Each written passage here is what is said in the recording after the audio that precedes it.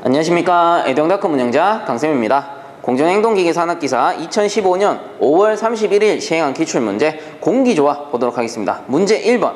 극간풍의 풍량을 계산하는 방법으로 틀린 것은 했네요. 자, 극간풍이라는 거는 틈새바람이라고 했고요. 요 틈새바람이라는 거는 창문 틈이라든가 문 틈을 통해서 들어오는 외기 공기라고 했죠.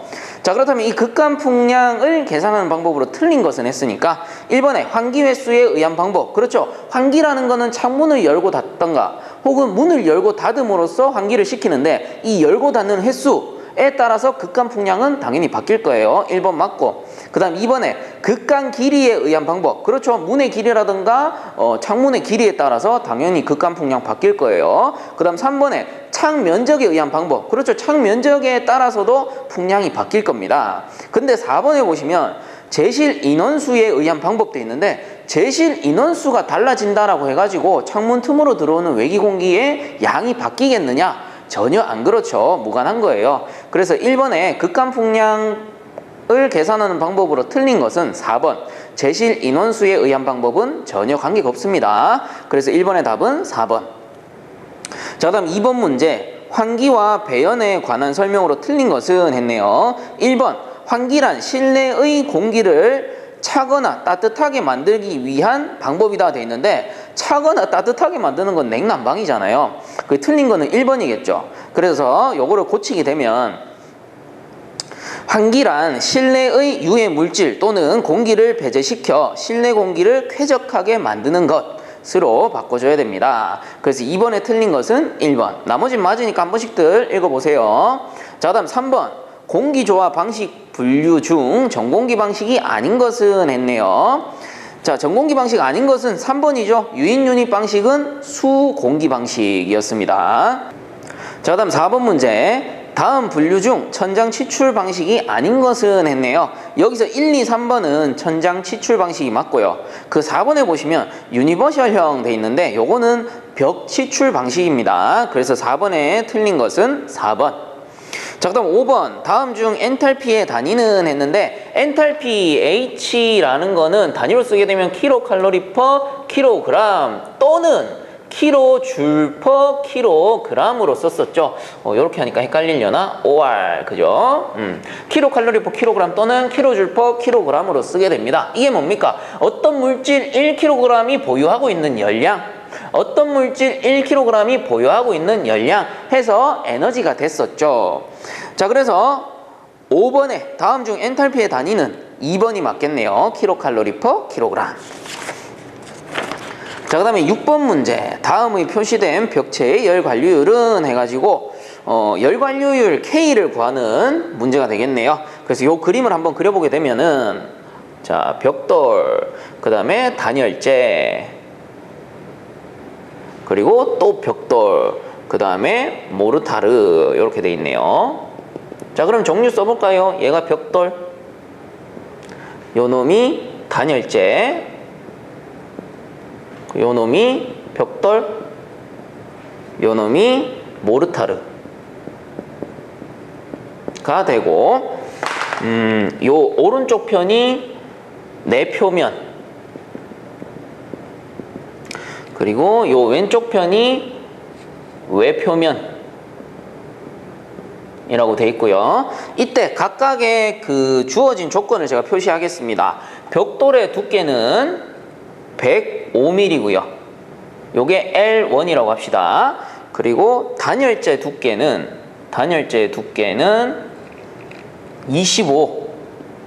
25mm라고 했을 때 얘가 L2가 될 거고요.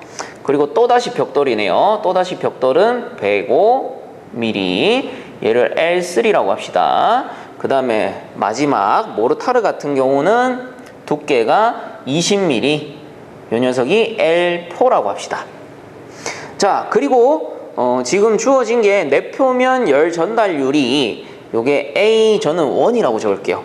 그 문제에서는 AI라고 돼 있는데 편의상 저는 A1이라고 적겠습니다. A1이 8kcal per 미터 자승 아워 도시가 되고요. 그 다음에 이쪽에 볼게요. 외표면 같은 경우는 20, 요게 A2라고 적을게요. 편의상 이렇게 적습니다. 요게 20kcal per 미터 자승 아워 도시네요.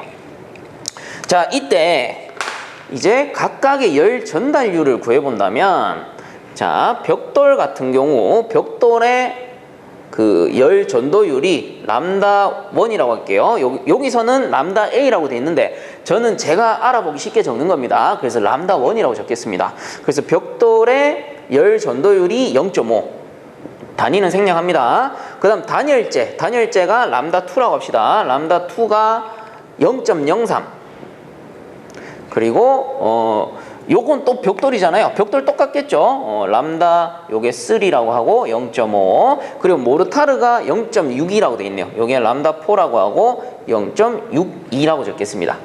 자, 이때 요 조건 이제 조건을 제가 정리를 한 겁니다. 그렇다면 요 조건을 가지고 우리가 열 관류율을 구해야 되죠. 열 관류율 K, 요거를 열 관류율이라고도 부르고 또 뭐라고 부릅니까? 열 통과율 이라고 부른다라고 했죠. 그래서 얘들을 싹 다 더해주면 돼. 그럼 얘를 공식으로 정리하면은 A1 분의 1 더하기 L1 분의 람다 1. 죄송합니다.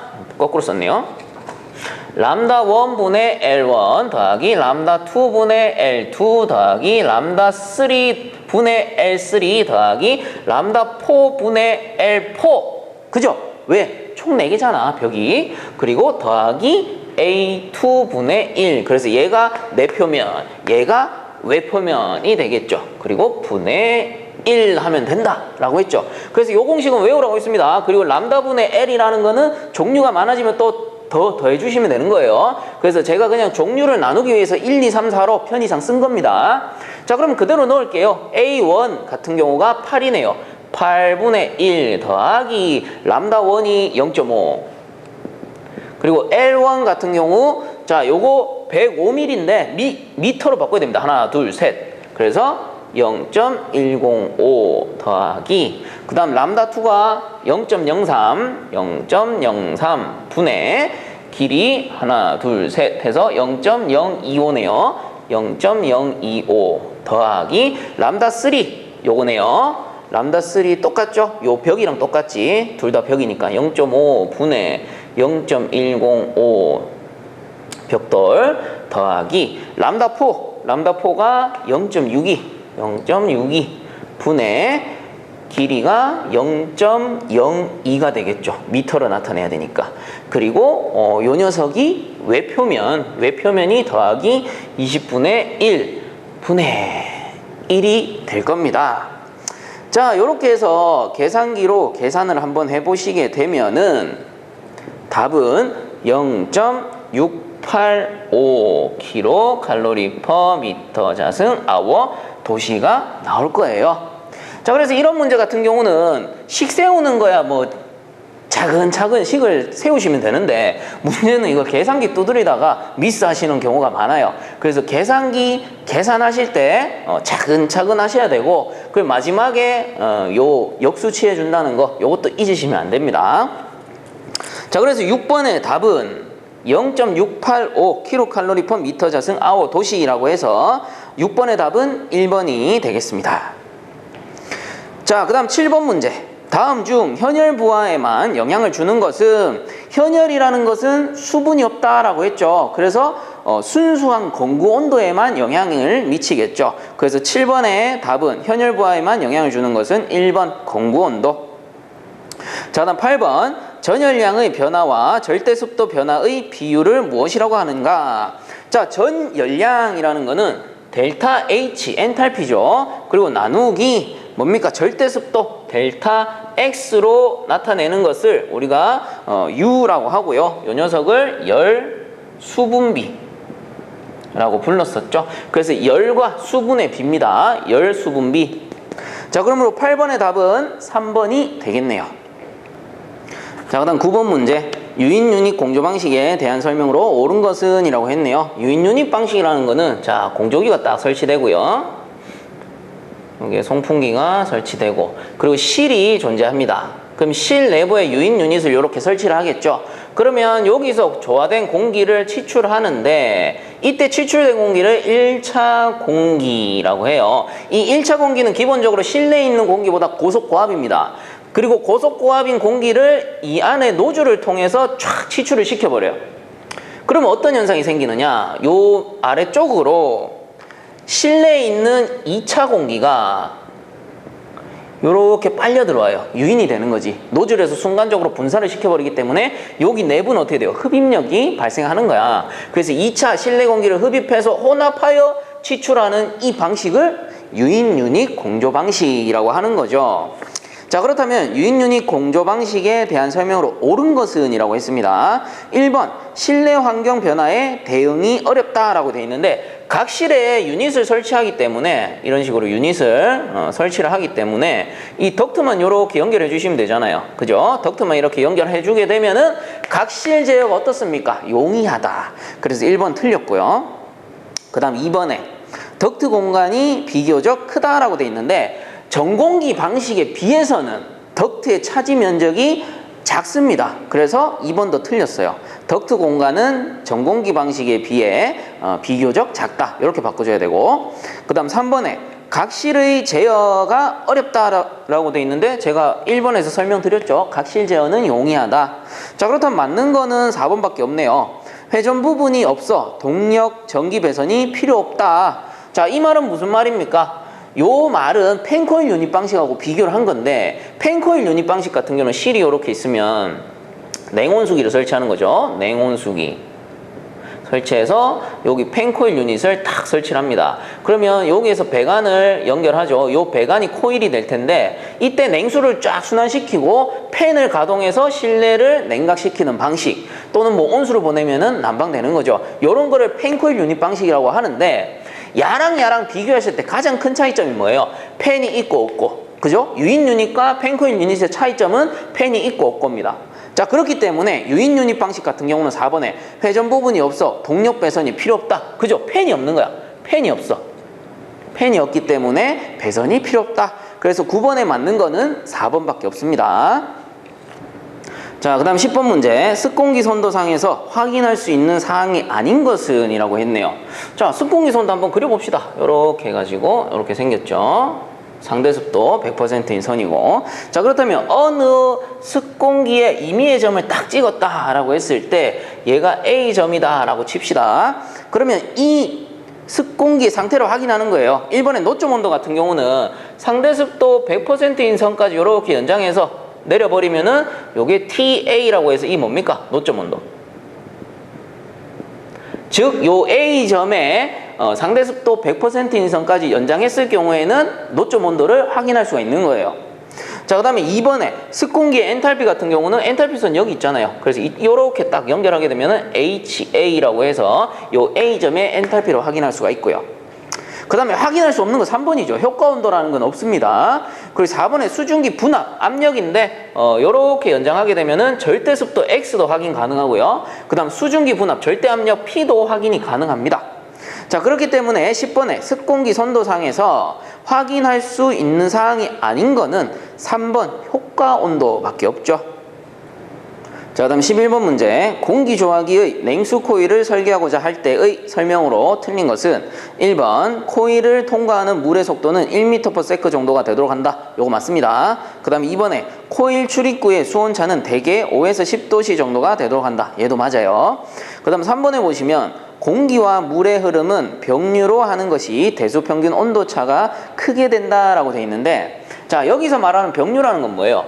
물과 공기가 서로 같은 방향으로 흐른다 이 말이죠. 요런 게 병류 또는 뭐 평형류 이렇게 얘기하는데, 요거랑 반대 개념이 뭐예요? 물과 공기가 서로 반대로 흐르는 거예요. 요런 거를 향류라고 해요. 자, 그렇다면 서로 같은 온도 조건일 때 전열 효율은 뭐가 더 좋을까? 당연히 반대 방향 향류가 좋은 거예요. 그렇다면 서로 같은 조건일 때 온도차는 뭐가 더 크겠어요? 전열 효율이 좋으니까 향유가 더 큰 거예요. 자, 그러므로 3번이 틀렸죠. 공기와 물의 흐름은 향유로 하는 것이 대수평균 온도차가 크게 된다. 이렇게 바꿔야 되는 거예요. 자, 그러므로 11번에 틀린 것은 3번입니다. 4번은 맞으니까 한 번씩 더 읽어보시고요. 자, 그 다음 12번. 전공기식 공기조화에 관한 설명으로 틀린 것은 이라고 했네요. 1번. 덕트가 소형으로 되므로 스페이스가 작게 된다라고 되어 있는데 요 놈이 틀렸죠. 전공기 방식 같은 경우는 모든 방식 중에 공기가 가장 많은 방식이잖아요. 그럼 공기가 가장 많기 때문에 덕트의 크기는 가장 커져야 될 거고요. 그래서 덕트가 대형으로 되므로 스페이스는 당연히 커지게 되겠죠. 자, 그러므로 12번에 틀린 것은 1번. 그 나머지는 맞으니까 한 번씩 더 읽어보세요. 자, 그 다음 13번. 펌프를 작동 원리에 따라 분류할 때 왕복 펌프에 해당되지 않는 것은 해서, 자, 요 펌프의 종류는 제가 이렇게 외우라고 했습니다. 이론 강의 때 한번 나왔었어요. 왕복동식. 왕복동식 같은 경우는 피, 풀, 다 이렇게 외웠습니다. 그래서 피스톤, 플런저, 다이어프램. 그 다음에 회전식. 회전식은 기, 나, 배 이렇게 외웠죠. 그래서 기어, 나사, 배인이었고요. 그리고 원심식. 원심식 펌프 같은 경우는 터빈 펌프와 볼류트 펌프가 있었죠. 터빈, 볼류트 이렇게 두 가지입니다. 자, 그래서 요 13번 문제 같은 경우는 왕복 펌프에 해당하지 않는 것은 했기 때문에 요 녀석이 되겠네요. 배인. 배인은 회전식 펌프에 속하는 거죠. 자, 그러므로 13번에 틀린 것은 2번. 자, 그 다음 14번. 다음과 같은 사무실에서 방열기의 설치 위치로 가장 적당한 곳은 이라고 했네요. 자, 요거 단면을 한번 그려본다면 자, 실내가 요렇게 있고요. 요렇게 있고, 그리고 이쪽에 문이 설치되어 있네요. 요게 문입니다. 문. 요 녀석이 문. 그리고 이 우측편에 보시면 이렇게 창문이 두 개가 설치되어 있어요. 자, 그리고 각각의 방열기는 지금 1개, 2개, 3개, 4개, 5, 6개 해가지고 기역, 니은, 디귿, 리을, 미음, 비읍 해서 이렇게 나와 있는데, 자, 방열기라는 거는 부하가 가장 큰 곳 어딥니까? 창문 밑에 설치하는 게 맞지. 자, 그러므로 방열기를 설치하기 가장 적당한 것은 디귿, 리을. 자, 그래서 14번의 답은 3번이 되겠네요. 자, 그 다음 15번. 덕트의 설계법을 순서대로 나열한 것 중 가장 바르게 연결한 것은 요거 답은 2번입니다. 송풍량 결정, 치출구 및 흡입구 위치 결정, 덕트 경로 결정, 덕트 치수 결정, 송풍기 선정, 설계도 작성. 자, 그래서 15번의 답은 2번. 자, 그 다음 16번. 다음의 습공기 선도상에서 이 F는 무엇을 나타내는 것인가 해서 습공기 선도 간단하게 살펴보게 되면 냉방이네요. 현재 냉방이고, 요 B가 외기공기가 되겠죠. 외기공기를 살짝 예냉해서 C의 형태로 만들고요. 요 결국은 예냉된 외기가 들어오면서 이 환기되는 A와 만나게 됩니다. 그래서 D라는 혼합공기가 만들어지게 되죠. 이때 요 혼합공기를 냉각 감습하게 되고요. 실제로 냉각 감습하게 되면은 그 코일의 표면은 노점 온도보다 낮아지기 때문에 쭉 냉각돼 가지고 요 상대 습도선 100%인 선까지 냉각 감습이 되는 겁니다.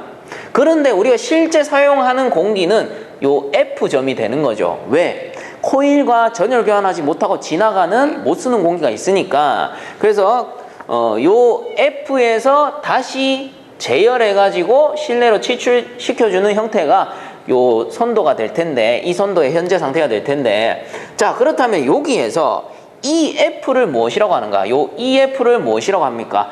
방금 말씀드렸죠.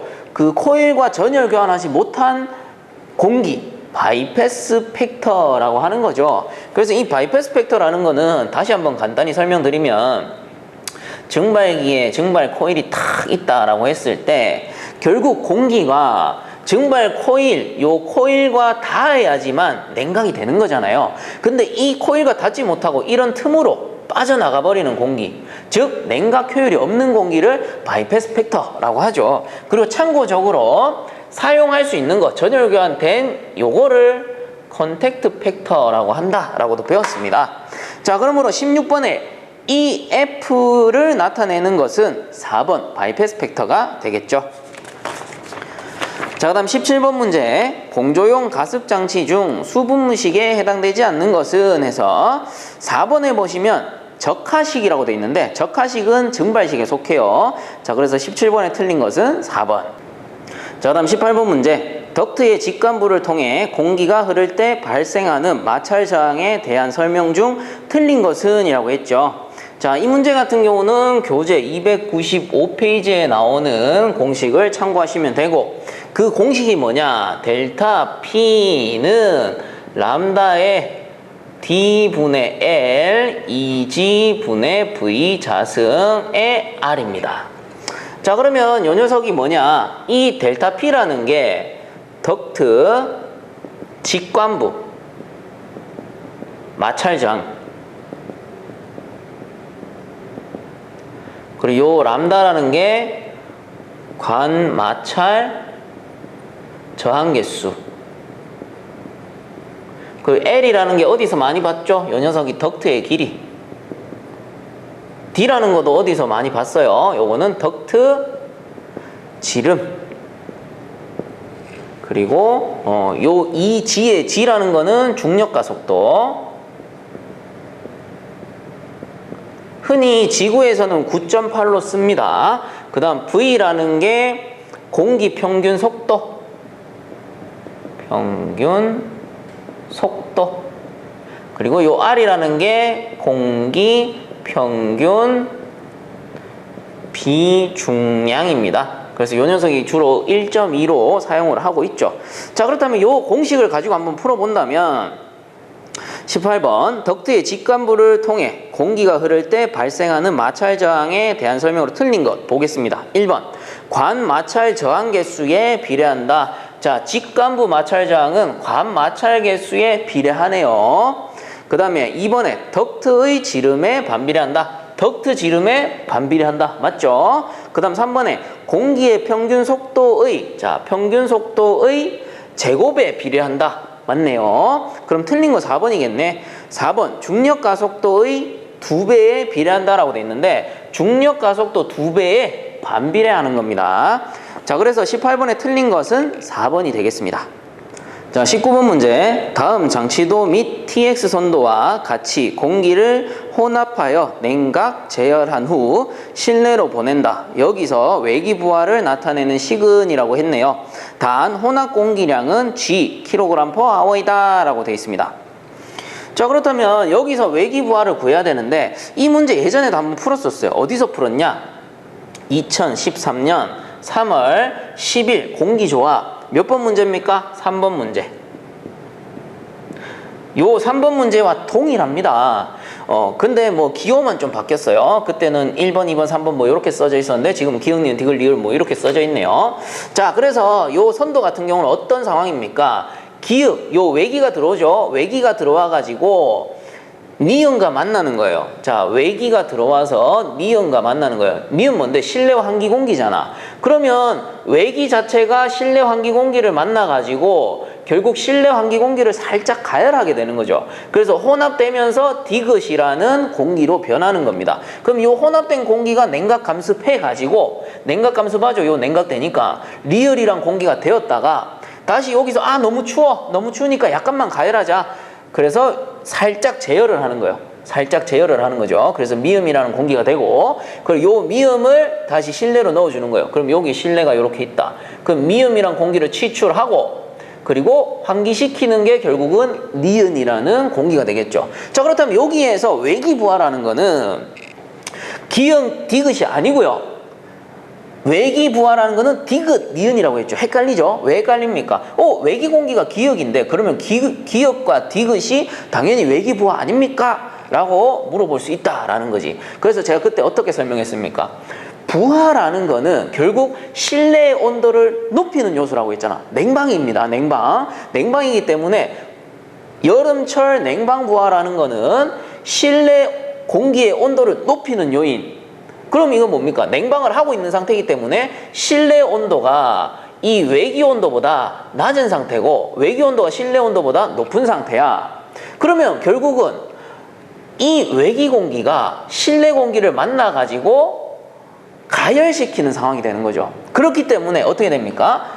요 구간이 결국은 외기부하다라고 했죠. 이 말이 뭡니까? 요 니은과 기역을 만났는데, 니은과 기역이 만났는데 결국 기역에 의해서 니은이 이만큼 가열된 거야. 가열. 그 말은 외기 부하가 된다라는 거지. 방금 말씀드렸잖아요. 실내 공기를 뜨겁게 만드는 요소. 그래서 가열됐잖아요. 니은에서 디귿만큼 가열된 거야. 그럼 만약에 외기 공기가 안 들어온다면 니은 상태에서 다시 재순환시킬 수가 있는 거예요. 하지만 그렇게 되면 풍량이 부족하기 때문에 어쩔 수 없이 이만큼의 외기 부하가 발생할 수밖에 없는 겁니다. 자연적으로. 자, 그래서 요 외기 부하를 나타내는 식으로는 자, Q는 G 곱하기 이거 뭡니까? 엔탈피로 나타내면 H3 마이너스 니은 H2가 되네요. H2. 요 녀석이 결국은 외기 부하가 되겠다. 자, 그러므로 19번의 답은 4번이 되겠습니다. 자, 다음 20번. 습공기를 냉각하게 되면 공기의 상태가 변화한다. 이때 증가하는 상태값은 이라고 했네요. 자, 습공기선도 딱 그렸을 때 이렇게 상대습도선이 있을 거고 어느 점을 탁 찍었습니다. 이때 습공기를 냉각했대요. 냉각했다라는 거는 왼쪽으로 이렇게 온도가 떨어지는 걸 얘기하는 거죠. 자, 이때 증가하는 상태값은 이라고 했단 말이에요. 그러면 1번의 공고온도라는 거는 당연히 냉각했으니까 공고온도는 감소할 거예요. 그 다음에 숙고온도. 숙고온도라는 거는 엔탈피선이 이렇게 있을 때 그 옆으로 점선으로 쭉 내려오는 선이 하나 있어. 약간 더 대각선으로 해가지고 요런 거를 숙고 온도라고 하는데 숙고온도 역시 이렇게 왼쪽으로 갈수록 감소합니다. 그리고 3번의 상대습도 같은 경우는 자, 상대습도는 어떻게 돼요? 상대습도 100%인 선이 요 놈이잖아. 그리고 이렇게 끄었을 때 이쪽으로 올수록 뭐 90%, 80% 이렇게 되니까 그럼 최초 요 점에서 이렇게 왼쪽으로 냉각하게 되면 상대습도는 어떻게 됩니까? 증가하게 되는 거지. 점점 상대습도가 100%인 선으로 이동을 하는 거니까. 자, 그래서 증가하는 거는 3번 상대습도네요. 그리고 나머지 4번의 엔탈피 같은 경우 자, 이렇게 끄었을 때 엔탈피도 왼쪽으로 가게 되면은 H1, H2 해가지고 엔탈피 역시 감소하게 되는 거죠. 자, 그래서 20번에 냉각했을 때 증가하는 상태값은 3번 상대습도 밖에 없습니다. 자, 이번 시간은 여기서 마치도록 하고요. 본 강의가 도움되셨다면 유튜브 애도양답금 검색 후에 구독과 함께 영상 하단에 보시면 따봉 버튼 있으니까 한 번씩만 눌러주시면 감사하겠습니다. 자, 수고들 많이 하셨습니다.